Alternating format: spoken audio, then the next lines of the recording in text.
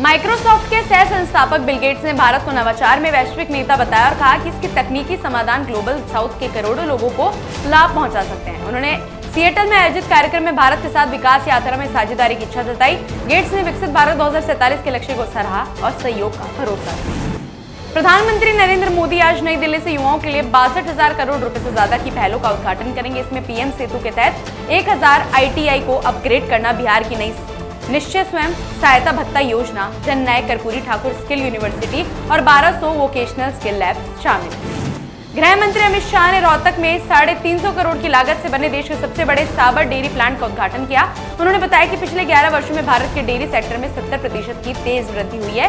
ये प्लांट किसानों को लाभ पहुंचाएगा और एनसीआर क्षेत्र की दूसरी जरूरतें पूरी भी करेगा। ऑपरेशन सिंदूर को लेकर पाकिस्तान के दावों पर वायुसेना प्रमुख air chief marshal AP Singh ने कहा कि ये सब मनोहर कहानियां हैं और उन्हें खुश रहने दीजिए। उन्होंने कहा कि अगर पाकिस्तान को लगता है कि उसने 12 जेट गिराए हैं तो उन्हें ऐसा सोचने दीजिए। एयर चीफ ने यह भी कहा कि भारत की किसी एयरबेस पर कोई नुकसान नहीं हुआ है और पाकिस्तान कोई सबूत नहीं दिखा पाया है। लद्दाख में हाल ही में हुए तनाव और सुरक्षा कारणों के चलते प्रशासन ने मोबाइल डेटा सेवाएं बंद कर दी थी और स्कूलों व वाहनों के संचालन पर रोक भी लगा दी थी। अब हालात सामान्य होने पर जिला प्रशासन ने स्कूल और व्यावसायिक वाहनों को संचालन की अनुमति दी है। हालांकि एहतियात के तौर पर मोबाइल डेटा सेवाएं अभी भी निलंबित है ताकि अफवाहों और गलत सूचनाओं पर रोक लगाई जा सके।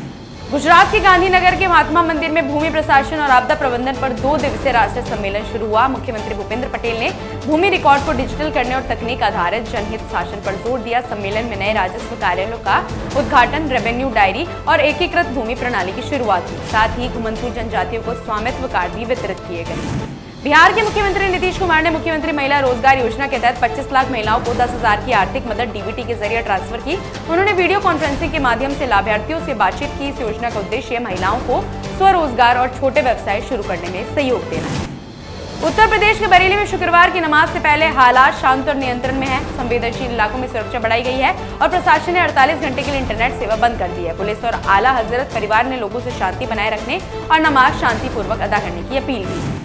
भाजपा नेता सुधांशु त्रिवेदी ने कहा कि देश ने बीते 36 घंटे में 2 दृश्य देखे। एक, राष्ट्रीय एकता और सांस्कृतिक उत्थान के लिए समर्पित आरएसएस का शताब्दी पूर्ण होना और मां भारती की छवि वाला सिक्का जारी होना। दूसरा, कांग्रेस पार्टी के नेता द्वारा सत्ता छूटने की हताशा में दिया गया बयान। उन्होंने इसे परिवारवाद और राजनीतिक पतन का प्रतीक बताया।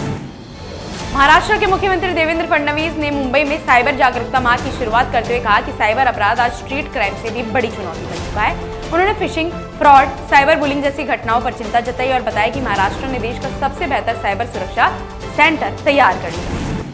भारत को सामाजिक सुरक्षा में उत्कृष्ट उपलब्धि के लिए प्रतिष्ठित ISSA अवार्ड 2025 से सम्मानित किया गया। केंद्रीय मंत्री डॉक्टर मनसुख मंडाविया ने वर्ल्ड सोशल सिक्योरिटी फोरम में भारत की ओर से पुरस्कार ग्रहण किया। उन्होंने कहा कि प्रधानमंत्री मोदी के हर नागरिक तक सामाजिक कल्याण पहुंचाने के विजन का प्रतीक है।